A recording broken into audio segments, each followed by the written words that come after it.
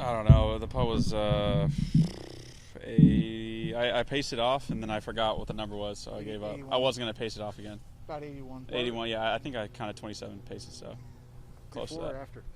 What's up? Before or after? I always pace before, Why? but I forgot. Just to kind of know if I make an 81 footer, I can pat myself on the back. No, always a nice way to finish a round. Just how assess the rest of the round. How'd you assess the rest of the round? Yeah, I mean, I threw in a nice three putt earlier. Some mistakes here and there the last 2 days. Staying as patient as possible. I felt a little more strength walking up the hills today than yesterday. But yeah, I mean, overall, very happy. That finish helps, sort of help me climb back in. I'll probably be 3 to 5 shots back at the end of this day, and kind of just need to go back out tomorrow and do the same thing. Were you still kind of feeling some of the effects from COVID? Yeah, I mean, my shins hurt, which is really strange. They've never hurt from walking. I've kind of ran on a treadmill before, and they've kind of hurt before, but usually walking up hills doesn't really do much to me, but it's kind of a challenge. So it is what it is. I'll be in the ice bath tonight. Do you think that's rust related? Rust meaning, being out and about? A little bit. I mean, just sort of feel versus real, just awareness, a few mental mistakes, shot selection mistakes that I've made.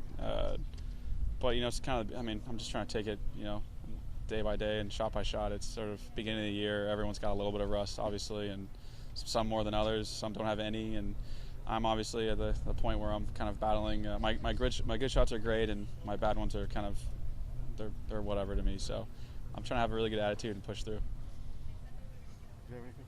I got it. I had to. Tim, you were talking to your dad before you left the range, but it seemed like a swing thought maybe on was it something about pace on your backswing or your downswing?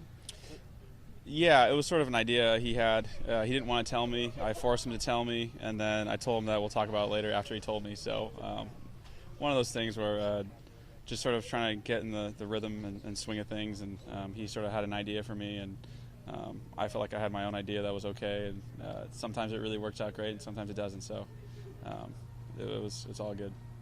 So, coming into your 5th year on tour, how do you build a schedule? Sorry? How do you build a schedule? How do you decide where you're going to play? Yeah, where I'm comfortable, where I play well at. Certain breaks here and there, obviously playing around majors and the players and WGCs as much as possible. But for the most part, I mean, I think I kind of know the schedule. It seems to be changing each year. It hasn't been, with COVID happening, there was a schedule switch like 2 years ago. March is a little funny this year. Yeah, everything's a little bit strange. So it's funny how everyone's got to deal with it, obviously, but you kind of got to pick and choose your spots. I'm obviously a West Coast guy, so I'll try and kind of hang around the West Coast as much as possible, and then kind of wiggled out to Florida whenever I have to, and then kind of move back. So when you talk about the majors and the players Mm-hmm. and gearing up for that, what's important for you with the tournaments leading up to those? Winning or just playing well? I mean, yeah. I think playing well. Obviously, just making sure I'm healthy.